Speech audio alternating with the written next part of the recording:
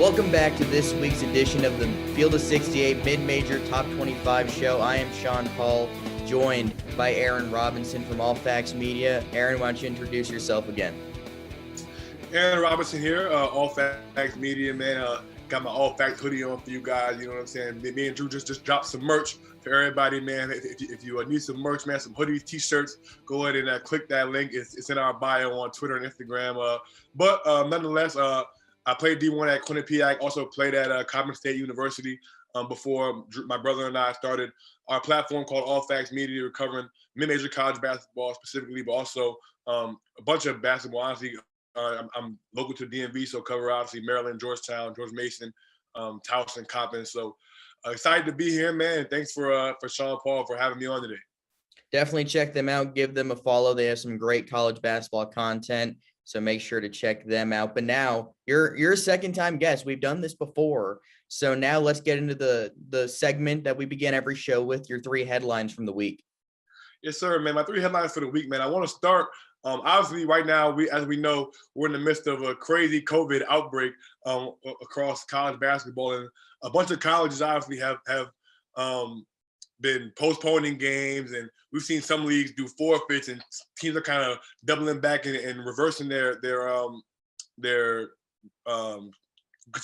going back and kind of reversing their policies, allowing teams to not have to forfeit games where players test positive. And obviously, the MAC put out their proposal yesterday, where essentially the teams, if you cannot have you cannot play a game due to a COVID positive or a multitude of COVID positives, the two ADs of the schools have 48 hours to try to come up with a date to reschedule the game. If they can't come up with a date, then that's when the league gets involved, and essentially the league will try to pick a new date for the teams, but they can't have more than 3 games in a week, and you can't have more than 2 games the last week of the season. But I think it was a good plan just because of the fact that first of all, it forces teams to play if you have at least 8 players, which I think is standard for I think most leagues. But I also like the fact that they allowed the ADs to kind of get involved and do their due diligence first, because obviously for them in the MAC.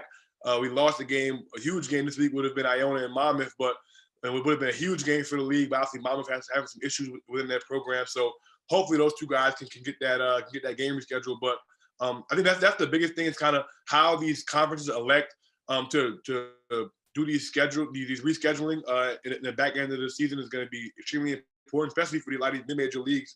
You don't want to have teams forfeiting games, and for a league like the MAC, where Iona and Monmouth are clearly your 2 best teams and the 2 teams that have been, getting the most publicity kind of nationally. You want to make sure you get that game played in a timely fashion. So I'm going to be interested to see, when that game gets rescheduled and for the other conferences, how they kind of adapt and adjust their policies around the scheduling. So that was my first one. I mean, that's definitely, you mentioned Monmouth and Iona being the 2 best teams in the MAC. That's definitely a game they're going to want to replay because that could have a big impact on the tournament seeding. Like, obviously, in mid-major leagues, only usually one team is going to go to the NCAA tournament, and that 1 or 2 seed could play a big role in what ends up happening based on matchups. So I definitely agree with you. That's a good call there.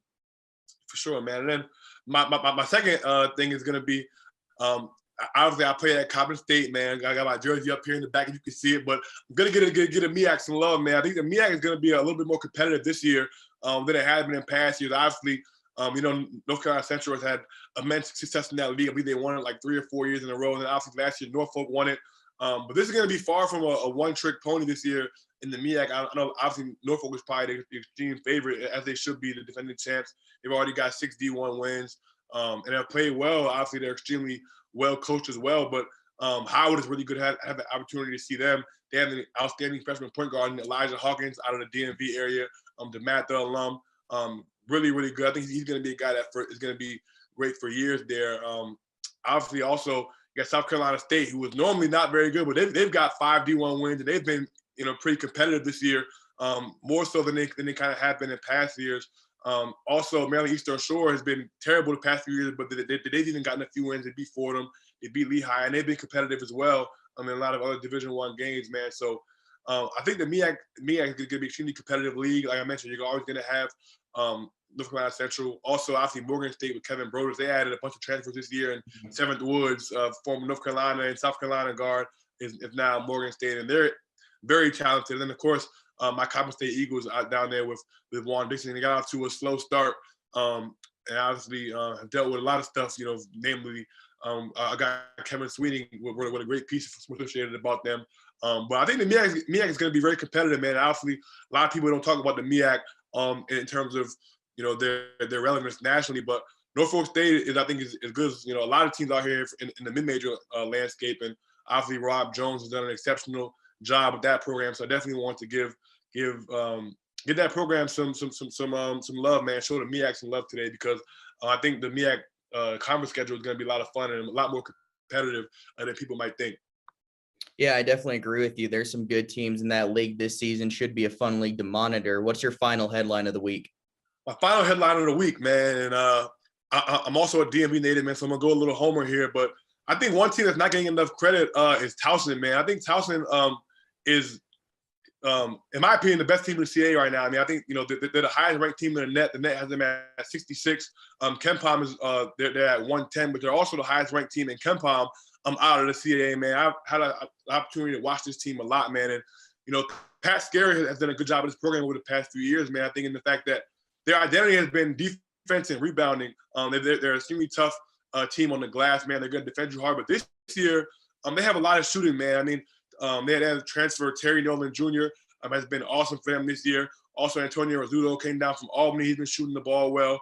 And then really Cam Holden, the UT Martin transfer, was all rookie in the OVC last year. It's been awesome. I mean, he had a game this year where he had 20, and I believe like 15, which was absurd. And he kind of a guy that can do it all, can rebound, can put it on the floor, can shoot it a little bit as well, man, can defend really 4 positions on the floor, maybe even 5 in small lineups, man. But the difference with them, obviously, you got Jason Gibson also returning back from last year, Nick Timberlake returning back from last year, Charles Thompson returning back from last year.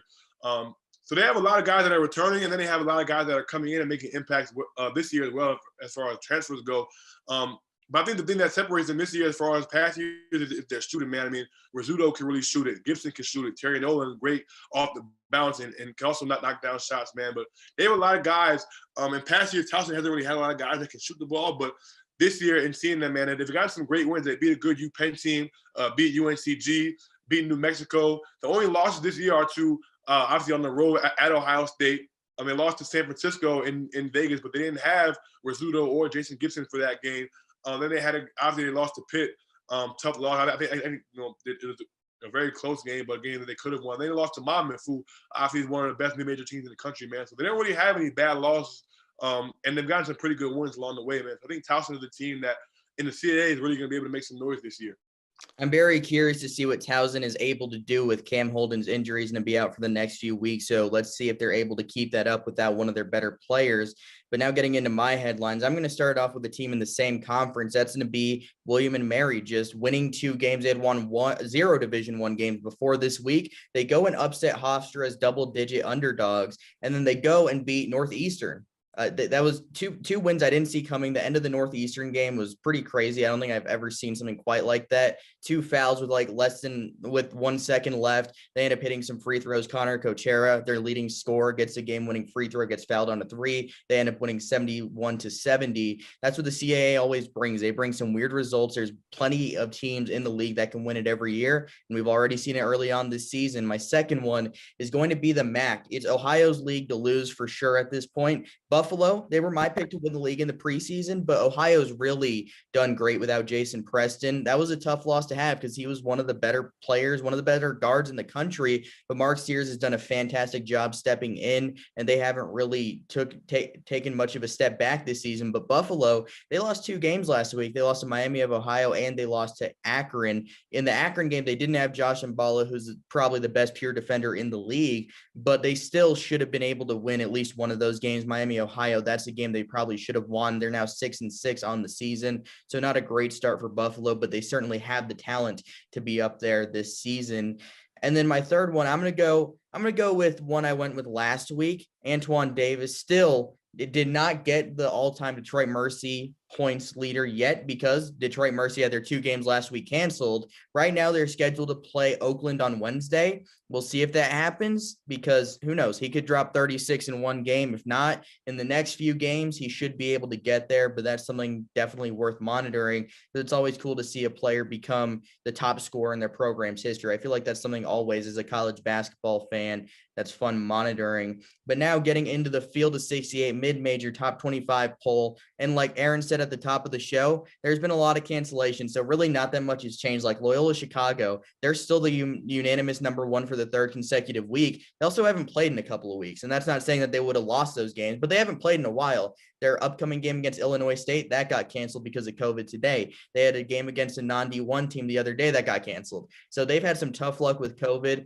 Hopefully the Ramblers are able to get back on the floor here pretty soon, but they're clearly the best team in the Valley right now with Drake, who I will mention here, dropping to 18.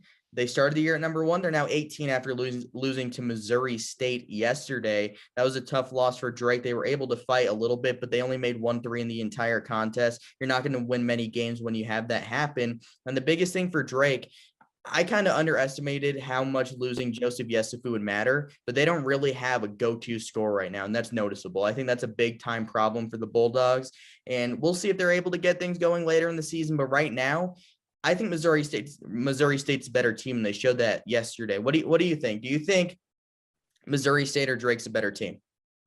Honestly, I'm going to go with Drake. I mean, I know Drake lost that game on the road, but I mean, it's a game where you shoot 1 for 16 from the 3-point line, 34% from the floor. So you're not going to do that too many times. And obviously, it was a road game. So I think going forward, you know, when that game comes back and Missouri has to go to Drake, I think you'll see a completely different outcome. I mean, this is a team, Drake, that is extremely, you know, usually is extremely well executed team on the offensive side of the ball. Obviously, you mentioned the loss of Yesufu, you know, when he hit the portal, but obviously, I think they're going to be able to do some things. Obviously, Shaq Hemphill was 1 for 6 in that game. I don't think that's going to happen too many times, you know, going forward. But I believe, you know, that they're a team that, you know, when they're on their home court and when they kind of are able to make shots, you know, that they're going to be extremely dangerous down the stretch, man. And we talked about this a little bit on our podcast with Drew earlier. I think when you look at the Valley, you're going to need a team to kind of come in here and get into this top upper echelon picture with Loyola Chicago, because right now the Valley is a one-bid league, especially with that loss yesterday, man. And you know, if Loyola Chicago was able to win that conference tournament, which you know most people are picking them to, it's going to be tough for the Valley to get another team into the tournament, man. But I think if anybody's going to do it, I think it will be Drake, man. You know, they're extremely well coached. They have a lot of old guys, man. You know, old wins in college basketball, man. But obviously, you can't shoot 1 for 16 from 3-point line, man. But I mean, I think if I'm Drake, man, and I go on the road, lose by 5 points, or did I shoot that bad? I'm not feeling that bad about myself, because I think, you know, those games are going to be few and far between going forward.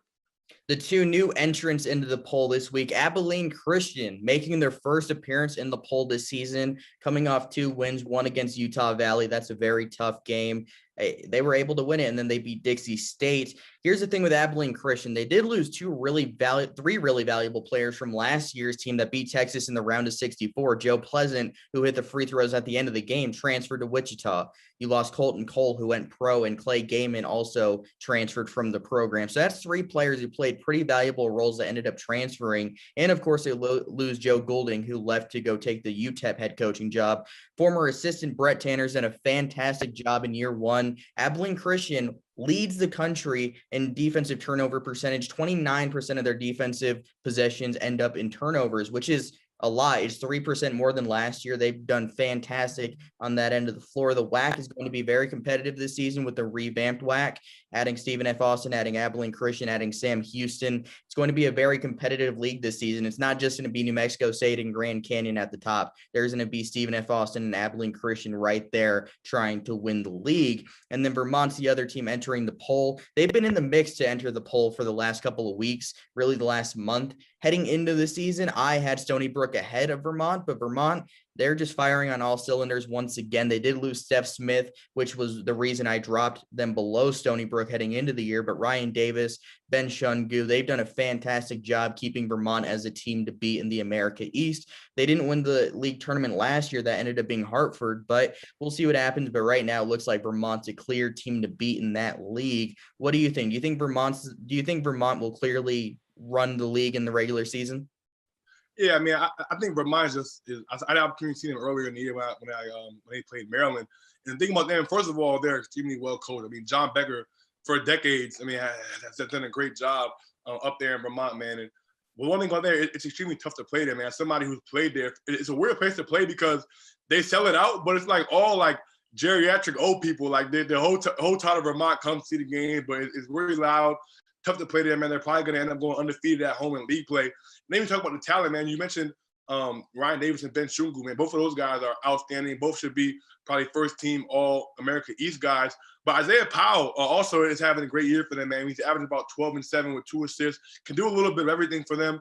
And Shungu and Ryan Davis are two guys that have just been in many big games, man. And Shungu is a guy who completely torched Maryland earlier in the year. He had, I think, about 20 in the first half when I seen him, man. And so I think when you look at it from the American East from a talent perspective, man, I think they're clearly the most talented team. They're also the most well-coached team.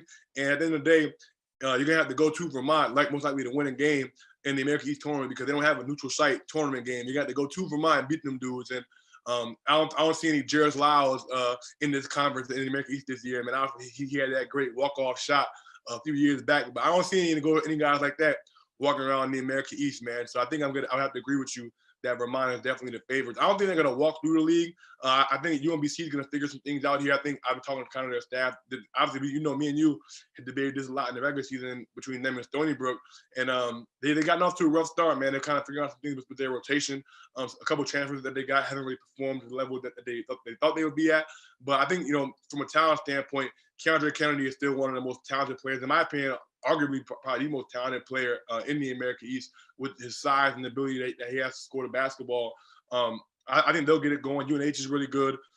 Stony Brook is going to be solid as well. But I do think Vermont's the favorite. But I don't think they're going to walk through it. But I do think that they'll definitely win the league.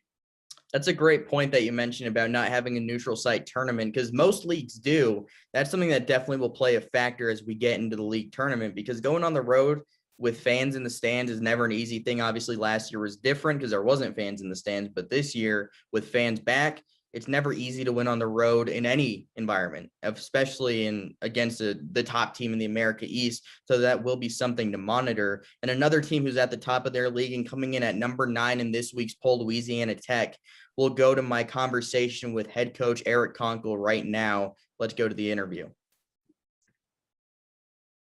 Coach, so you guys came off a big win the other day against Western Kentucky. You guys had 2 leads in the game at 3-0, and then the other lead was when you guys ended up winning the game.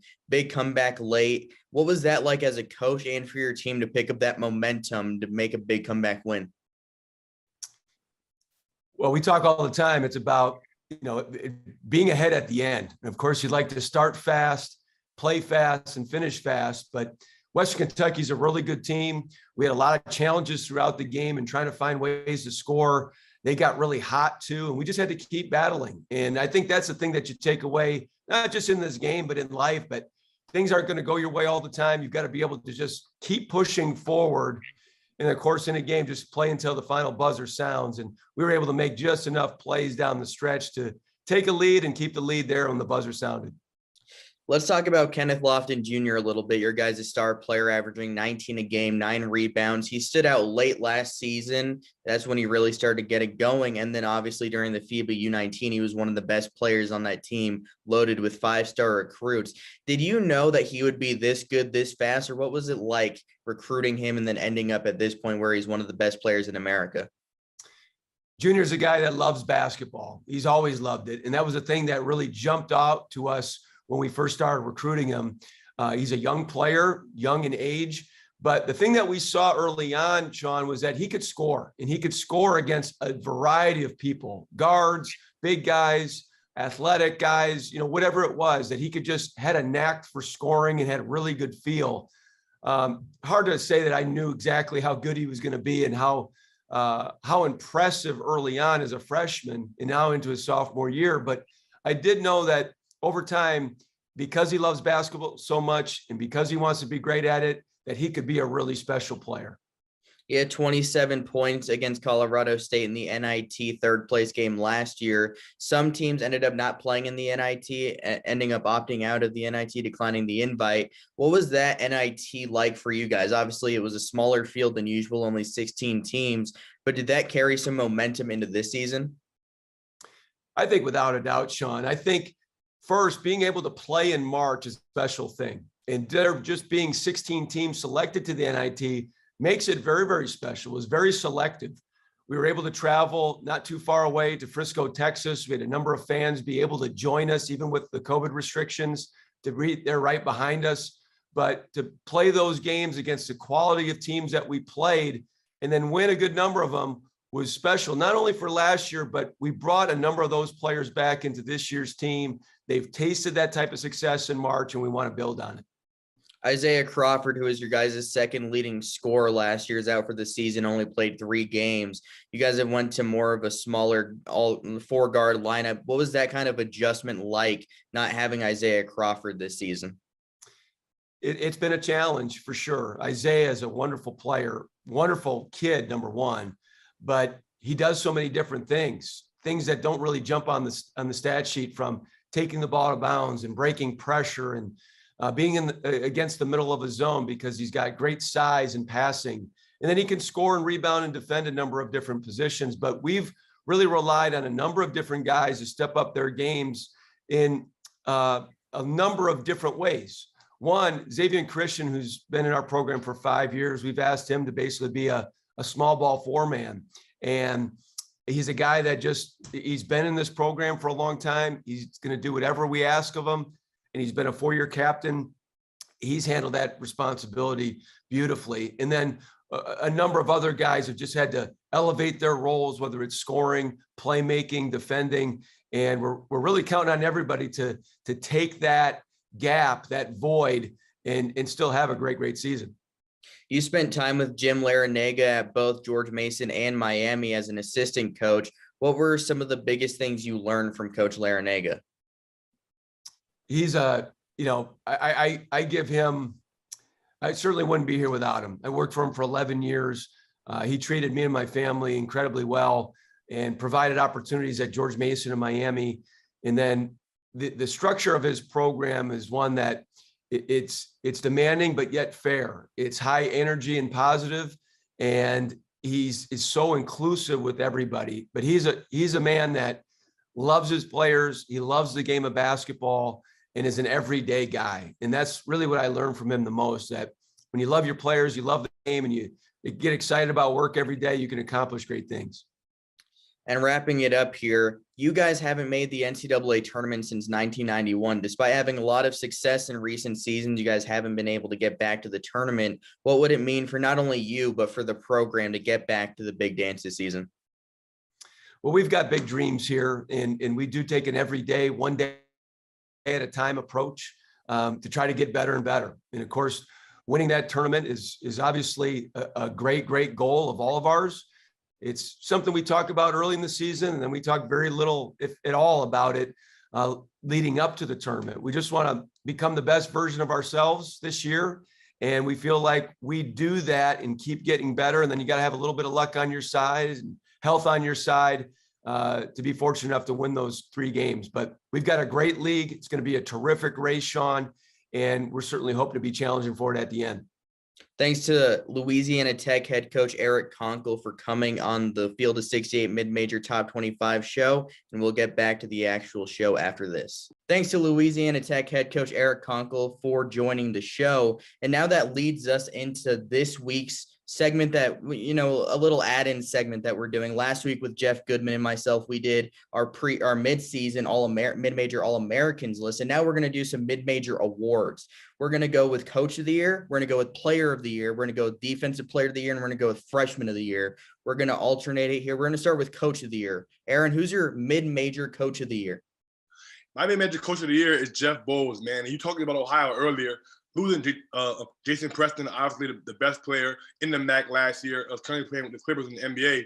You lose him, and you turn around this season, man, and you really don't miss a beat, man. I think a lot of people, were skeptical about how they would look this year, but obviously they're coming in at number 8 in the Field 68 poll this week, man, and obviously they were able to beat Belmont, a huge winner early on in the season, something that not many people predicted.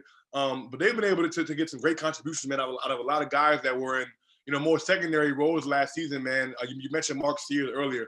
He's been absolutely outstanding for them, man. Obviously, he was kind of the off guard last year playing behind Jason Preston, man. But he's pretty much is probably going to be the front runner for the player of the year in that league at this point, man. And obviously averaging 19 points, 5 rebounds and 3 assists, man. And obviously shooting 47% from the floor, 44 from 3, and 90 from the free throw line, man. He's down there 50, 40, 90 for them this year, man. But I mean, can't get better than that.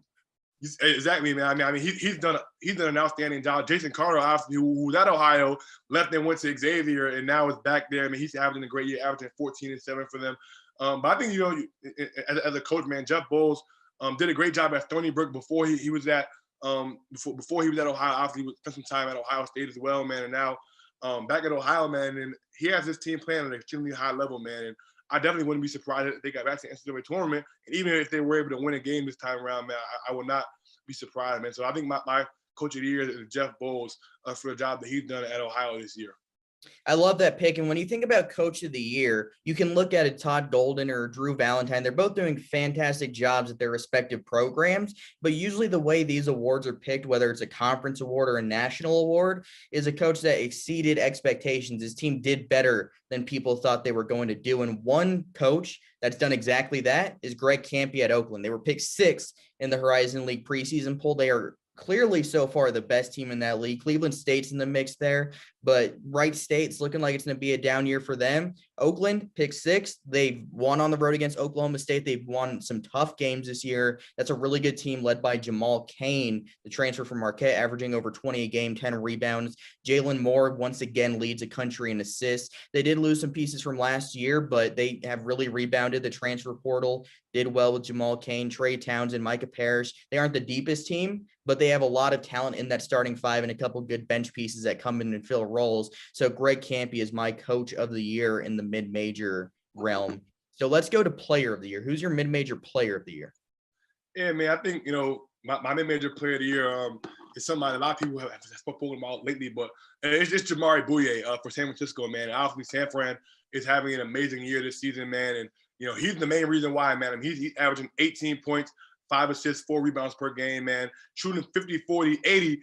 He's almost at that 50, 40, 90 mark again for them, man. But he is really the key that makes this engine go for San Francisco, man. He's outstanding in isolation, man, and great shooter off the bounce, catch and shoot guy, man. And I think, if San Francisco is going to have a chance to make the tournament and to win a game in the tournament, he's the type of guy that you have that you can kind of put the ball in his hands and go get a bucket, man. Obviously, we saw Max Asmus take the country by storm last year. Obviously, he led the country in scoring, and obviously, Bouilla is not going to lead the country in scoring this year, but he's a guy in the tournament, man, that you can give the ball to, and he can go get you 30 if you need him to, man. And he's been outstanding, man. San Francisco obviously out to an amazing start this year, man. So I think he would be my pick for mid-major player of the year at this point in time.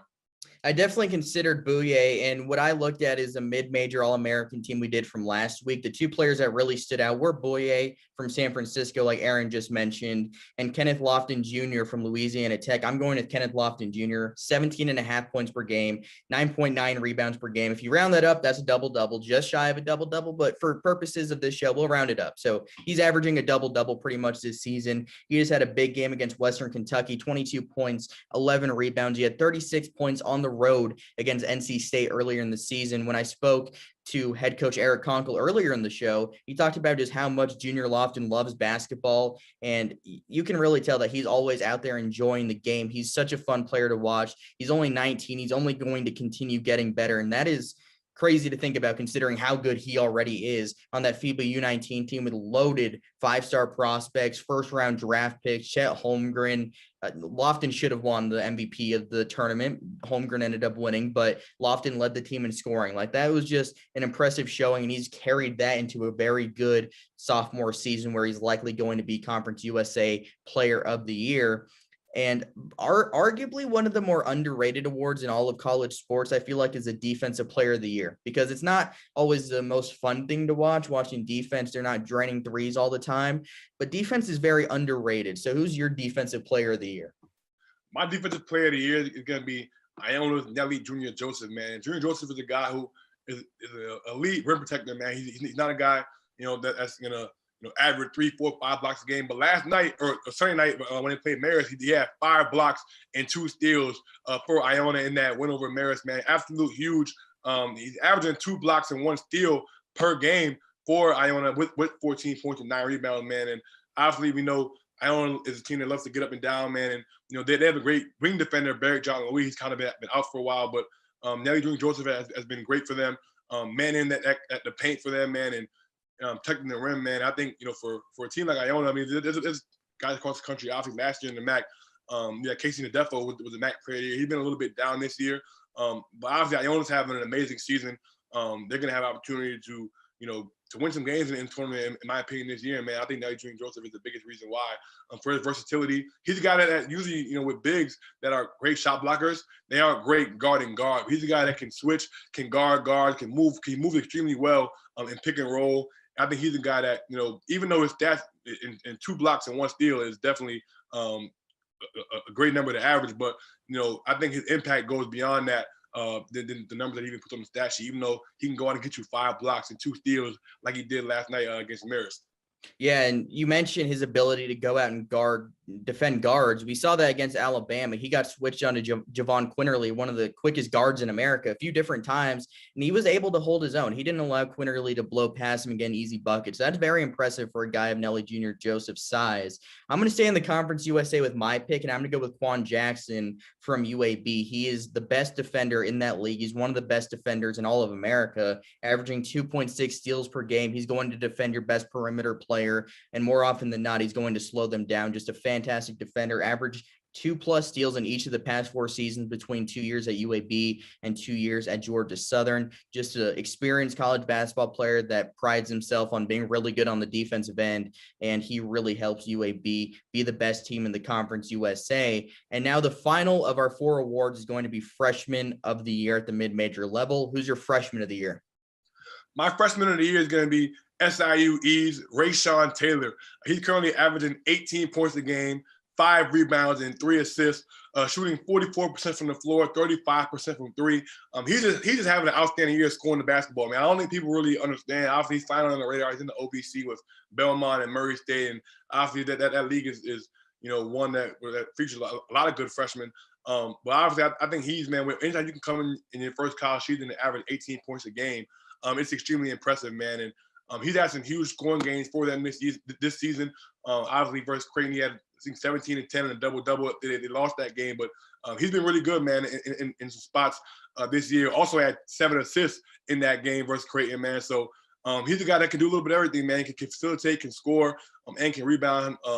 I think anytime you're a freshman, putting up those kind of numbers, man, it deserves some recognition, man. So he's going to be my Freshman of the Year up to this point. He's definitely the future of that program at SIU Edwardsville. My pick is also going to be in the Ohio Valley, but I'm going to go with the player that might not have the most points per game of freshmen, but he's been very impactful and wasn't the most overly recruited player of all time. He's a 3-star recruit at Belmont, Will Richards, 6'5" wing, shooting 44% from deep, 51% from the field, 83% from the foul line. He's very athletic and a really good defender too. He just fits that Belmont program perfectly, where they have a lot of shooters on the floor. They spread the floor, and he is a knockdown shooter. Very, very talented freshman. He's going to be one of the better players for Belmont over the next couple of seasons. That's obviously a team to watch, as they could win games in the NCAA tournament, and Will Richard will be a major part of that this season.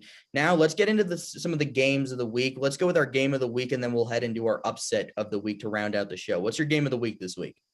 Now, I think it'll be easy to say San Fran Gonzaga as the game of the week. I think everybody's gonna watch that game, but my game of the week is out of the NEC. It's Bryant and it's Wagner. Obviously, I think those are the 2 best teams in the NEC. You have last season's Player of the Year and Alex Morales in the preseason Player of the Year, and Peter Kiss, 2 of the best players in that league, 2 of the favorites in that league. Even though Mount St. Mary's won that league last year, Bryant and Wagner were picked 1 and 2 in the poll this year.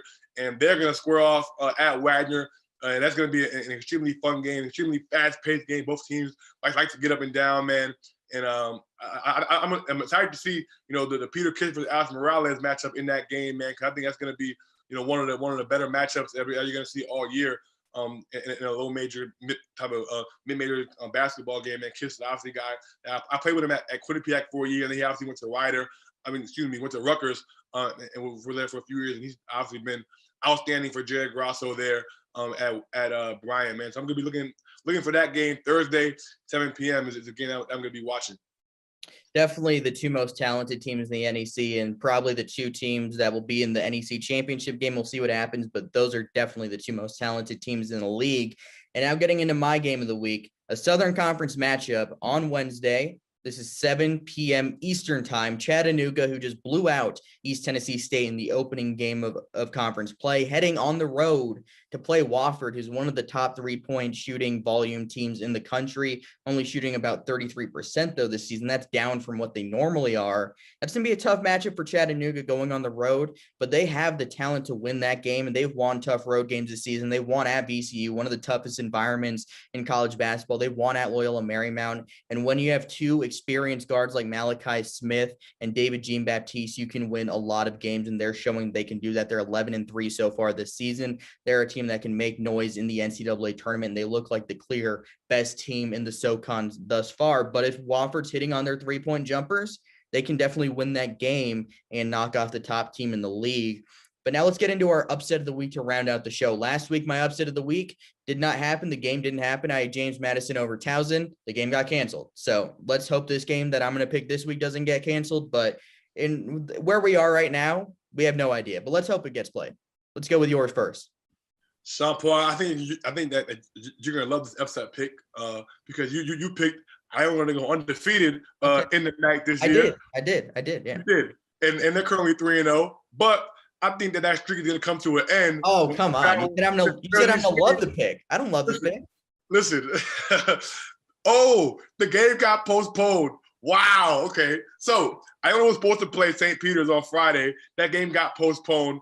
That was going to be my upset pick of the week because obviously, if anybody that follows the MAC knows, it is extremely hard to play at the Yantelli Center in Jersey City. That place, they didn't get a new renovation over there, but that place is extremely tough to play at. Shaw Holloway is obviously an extremely gritty coach. Casey Nadefo was great defensively, and I was all in on St. Peter's beating Iona on Friday, but that game is not going to happen, and so I'm gonna have to think of something else, man. But I do not think that Iona is going to go undefeated in the MAC. They were going to lose to Monmouth. That trip down to Jersey was going to be bad for Iona.